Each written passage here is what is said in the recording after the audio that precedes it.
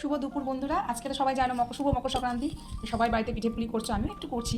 আমার তো পিঠে পুলি শীত পলেই চলতে থাকে। তো আজকে আমি করবো, এটা হচ্ছে সাজের পিঠে। সবাই না সাজের নাম শুনেছো, কেউ চিতই পিঠে বলে, সাজের পিঠে বলে। তো আমি এখানে চালের নিয়ে নিয়েছি, এই সময়টা আমি একটু নুনও মিশিয়ে দিয়েছি।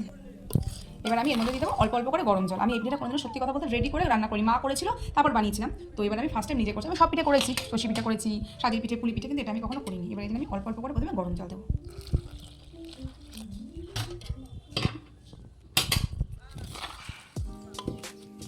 দেখো আরও গরম জল লাগবে, আমি প্রথমে অল্প করে নিয়েছি। এবার এটাকে আমি ভালো করে মিক্স করে নিই। জলটা কিন্তু আর আমার মনে হয় লাগবে, আবার লাগতেও পারে। ভালো করে মিক্স করছি। গুঁড়ো, এই গুঁড়োটা আমি কিন্তু গোবিন্দভোগ চাল এনেছি, আতপ এমনি প্লেন আতপের আনিনি। সুন্দর গন্ধ বেরিয়েছে চালটা, তোমরা এটা দিয়েও কিন্তু ট্রাই করতে পারো। পিঠেটাও সুন্দর, যেমন ভাজা হবে, যেমন শুধু মানে তেরা গুড়, ঝোলা গুড় দিয়ে খায়, খেতে কিন্তু বেশ ভালো লাগবে। তো আমি এটাকে কিন্তু এখন মেখে রেখে দেবো, এখন কিন্তু করবো না। আধা ঘন্টা রাখলে পিঠেটা ভালো হবে, ভালো করে ফুলবে পিঠেটা। আর আমি কিন্তু মাটির ছাঁচে কিন্তু করবো না, হ্যাঁ, আমি যেহেতু গ্যাসে করবো, গ্যাসে মাটির ছাঁচে হয়, আমি ননস্টিকের ছাঁচ নিয়ে এসেছি, কড়াই নিয়েছি, তার মধ্যে আমি করবো।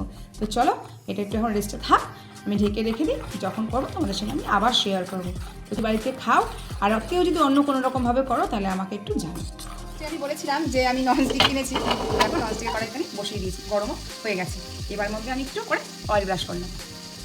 গ্যাসটা কিন্তু আমি এখন একটু হাই ফ্লেমেই রেখেছি, যেহেতু আমি অয়েলটা দিচ্ছি। তারপরে গ্যাসটা আমি মিডিয়ামে দিয়ে দেবো। সবকটার মধ্যে অয়েলটা হয়ে গেছে, এবার আমি রেখে দিচ্ছি। এবার আমি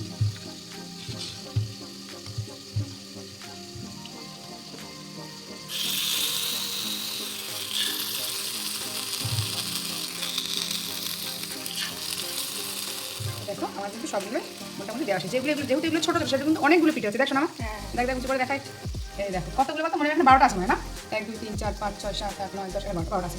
তো আমি এটাকে একটু হাই ফ্লেমে দিই, এই ঢাকনাটাকে দিয়ে ঢেকে দিই। তো চলো, যখন হবে 5-6 মিনিট পরে আমি এটাকে তুলে দেখাবো, হয়ে গেছে। দেখো আমার পিঠেগুলো কিন্তু এবার হয়ে গেছে। ঠিক আছে, এবার আমি পিঠেগুলোকে তুলে ফেলি। দেখো কি সুন্দর করে উঠে যাচ্ছে। এটা কিন্তু এটার সঙ্গেই দিয়েছি। হচ্ছে কী বলতো, এগুলো ইডলি, তাই না? তো তোমরা কে কে পিঠে খাবে? আজকে পৌষ সংক্রান্তি আমি দুপুরবেলায় করে ফেলছি, রাত্রেবেলা যাচ্ছি না, সারাদিনই আজকে পিঠে খেতে পারে। শীতকালটা সারা বছরই লোকে পিঠে সারা মাসেই প্রথমেই খায়। আমি এখনই করে ফেলছি, কারণ বিকালে আমার মেয়ে পড়তে যাওয়া আছে, আনতে যেতে হবে আমার। এটা করছি, এরপরেও আরেকটা করবো। মেয়েকে আমি সেটা জানাইনি, এটাও সাসপেন্সে রইলো, ওই এসে দেখতে পাবে। কি বাবু? দেখো তুমি পিঠেটা খাবে তো? ঠিক আছে। এই পিঠে কী দিয়ে খাই তুমি জানো? গুড়, একদম পাতলা গুড়, ঝোলা গুড় দিয়ে খেতে হয়। দেখো আমার পিঠে কিন্তু রেডি। আর এই পিঠে কিন্তু শুধুমাত্র এই ঝোলা গুড় দিয়ে খেতেই ভালো লাগে। এই পিঠেটা করেছি রেডি। আরেকটা দেখবে, এই দেখো কতগুলো পিঠে বানিয়েছি, ঠিক আছে? এবার এটা শুনো বাবা, এগুলো সব খাবে, খেতে পারবে এগুলো না? হ্যাঁ। তো দেখো আমার দুধ কিন্তু এখানে, আমি কিন্তু শুধু শুকনো চিতই পিঠা করি। চিতই পিঠা কিন্তু দুধেও ভেজাবো, তার জন্য কিন্তু আমি দুধ নিয়ে নিচ্ছি। দুধ আমি গুড় দিয়ে জাল দিয়েছি। এটা পাতলা করে দিয়েছি, কেন বলো তো? পাতলা করে দিয়েছি, সবাই জানো কেন পাতলা করেছি, কারণ বেশি যদি গাঢ় হয়ে যায় দুধটা, তাহলে পিঠাটা দিলে আরও শক্ত হয়ে যায়। পিঠাটা একটু নরম হতে হবে, ভিজতে হবে। আমি যদি পিঠাটার মধ্যে যদি অল্প দুধের মধ্যে দিই বা গাঢ় দুধের মধ্যে দিই, তাহলে পিঠে দেওয়ার সঙ্গে সঙ্গে রসটা চুষে নেবে।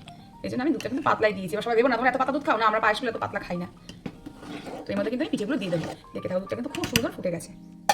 তো চলো, আমি কিন্তু দুধের মধ্যে এখন এই শুকনো পিঠেগুলো দিয়ে দিয়েছি, ভিজে যাবে, টুপটুপ হয়ে যাবে। কে কে খাবে রাত্রি চলে এসো। তো চলো, টাটা, বাই বাই। সবাই আমার ভিডিওটাকে প্রচুর পরিমাণে দেখো, শেয়ার করো, আর যে যে খাবে শেষে আমার বাড়িতে চলে আসো।